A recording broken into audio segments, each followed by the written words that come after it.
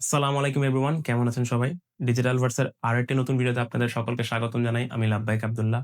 বর্তমান সময়ে elegant desk সেটআপে একটা কমন জিনিস আমরা সবাই দেখতে পাই এবং সেটা হইতেছে একটা স্ক্রিন বার। একটা এক্সপেনসিভ, নন এক্সপেনসিভ যেমনই হোক, একটা স্ক্রিন বার কিন্তু একটা ডেস্কের যে সৌন্দর্য আছে এটাকে 5 থেকে 10 টাইমস আরো বৃদ্ধি করে দেয়। এই স্ক্রিন বারটা অ্যাকচুয়ালি আমার কেনার কোনো প্ল্যান ছিল না। আমাকে যেহেতু প্রতিদিন পিসির সামনে বসে ৭, ৮ ঘন্টা করে স্ক্রিন টাইম নিতে হয়, যে জন্য আমার চোখে বিভিন্ন ধরনের জ্বালা-পোড়া করা আর চোখ ব্যথা হইতেছিল এবং এইটার কারণে আমার কাছে মনে হয়েছে যে I should go for a screen bar. তো আমরা আজকে এটাই নিয়ে ডিসকাস করব যে একটা স্ক্রিন বার কি শুধুমাত্র একটা এলিগেন্ট লুকস এর জন্য, নাকি এর আরো স্পেশাল কিছু রিজন রয়েছে যে জিনিসগুলোর জন্য আমরা একটা স্ক্রিন বার রাখতে পারি। তো চলুন আর দেরি না করে আমরা স্টার্ট করে দিই। YouTube tricks got your content kicking. We in the zone, digital verse in control. Where tech meets hustle, that's how we roll. আর বাই দ্য ওয়ে, শুরুতেই বলে নিচ্ছি এই ভিডিওটা কিন্তু কোনো স্পন্সর ভিডিও নয়।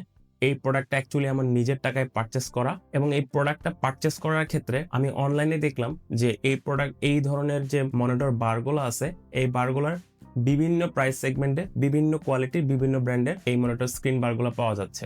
তো ওইখান থেকে অ্যাকচুয়ালি আমাকে চুজ করতে হয়েছে যে আমার প্রাইস রেঞ্জ বা প্রাইস সেগমেন্টের ভিতরে আমি কোন বারটা চুজ করতে চাচ্ছি। প্রথমে গুগলে সার্চ করলে বেশ কিছু সাজেশন আসে, তার ভিতরে সবচেয়ে যেটা আমার ভালো লাগছিল সেটা হচ্ছে যে BenQ এর হ্যালো ইউএসবি মনিটর বারটা। পাশাপাশি আমি এটাও দেখলাম ম্যাক্সিমাম কন্টেন্ট ক্রিয়েটরদের এই স্ক্রিন বারটাই বেশি প্রিফারেবল। কিন্তু প্রবলেম হচ্ছে যে এটার যে প্রাইস, এটা টু মাচ হাই। অ্যাকচুয়ালি এটা আমার সাথে যাচ্ছিল না।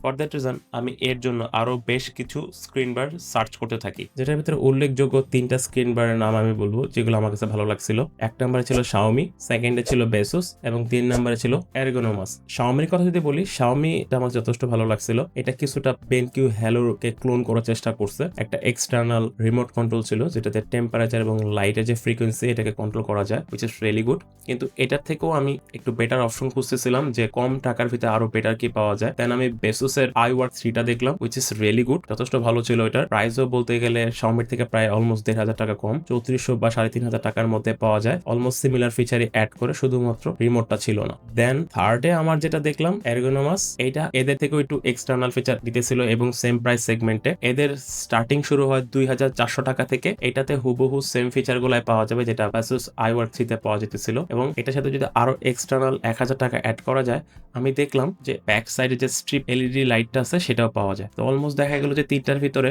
সবচেয়ে বেশি ভ্যালু ফর মানি আমাকে প্রোভাইড করতেছিল Ergonomous-টা উইথ দ্য সেম প্রাইস। তো এইটা দেখার পরে আমি অনলাইনে ওদের পেজ থেকে এই প্রোডাক্টটা অর্ডার করি।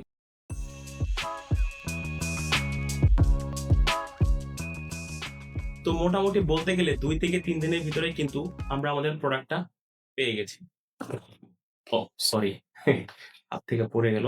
প্রোডাক্টের প্যাকেজিংটা মোটামুটি যদি বলি যে খারাপ না, not that much solid, but বলতে গেলে যে প্রাইস তুলনায় প্যাকেজিংটা খারাপ হয় নাই। প্রিমিয়াম কোয়ালিটির কিছু না, but it's not that much bad.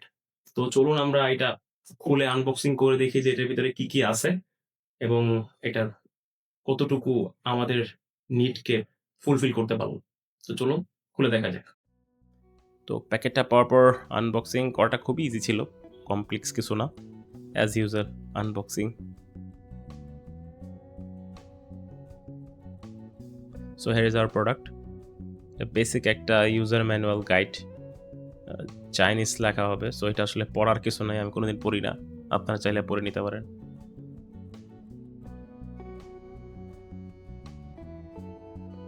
এটা আমার কাছে মনে হয়েছে যে খুব সম্ভবত এটাকে হ্যাঙ্গিং স্টিল করে স্ট্রেট রাখার জন্য আর কি। মোটামুটি মেটাল সলিড বিল মনে হয়েছে। হিয়ার ইজ আওয়ার স্ক্রিন বার। ওরা আমাকে বলতেছিল যে এটা একটা মেটাল ফ্রেম, কিন্তু আমার কাছে মোটেও মেটাল মনে হইতেছে না। এটা প্লাস্টিক পলিকার্বনেট টাইপের কিছু একটা, মোটেও মেটালের কিছু না। বাট বিল কোয়ালিটি সব কিছু ওভারঅল বলতে গেলে যে প্রাইস সেগমেন্টে খারাপ না, ভালোই চলে টাইপ মোটামুটি। It's good. ব্র্যান্ডিং করা আছে মাঝখানে, খারাপ না। দেন দ্য ইউএসবি কেবল আমি যদি বলি যে কোয়ালিটি যথেষ্ট ভালো মনে হয়েছে আমার কাছে। বেশ মানে নিট অ্যান্ড ক্লিন একটা কেবল দিছে ওরা। এইটা হচ্ছে ক্লিপ।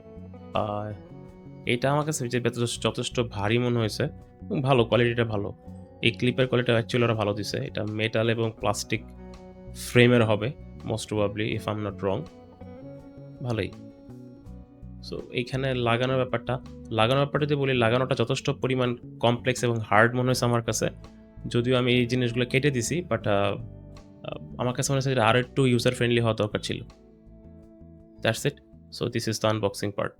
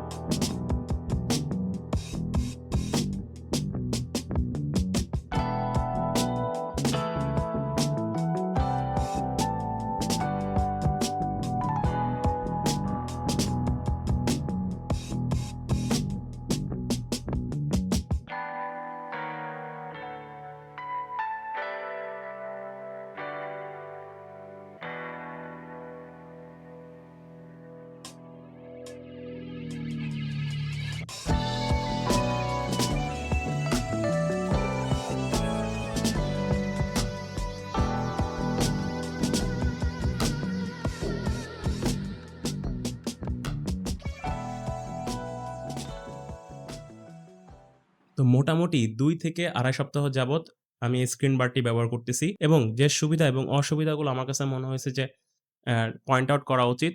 তো এগুলাই এখন আমি ডিসকাস করব। তো ১ম এ সুবিধার কথা যদি বলি, সেক্ষেত্রে ১ নাম্বার লিস্ট এর বিল quality. A bill quality is good. খারাপ বলব না। প্রাইস সেগমেন্টের ভিতরে বিল কোয়ালিটি মোটামুটি আমার কাছে ভালোই লাগছে। যতটুকু এক্সপেক্ট করছি তার তুলনায় মোটামুটি ভালোই ছিল। অ্যান্ড 2nd ব্যাপারটা হচ্ছে যে লাইটিং যে ফ্রিকোয়েন্সি। লাইটিং ফ্রিকোয়েন্সি যথেষ্ট ভালো। এর টোটাল ৩ টা কালার ভেরিয়েন্ট আছে। I mean warm colour, then হইতেছে আপনার cold colour, then warm and cold mixed.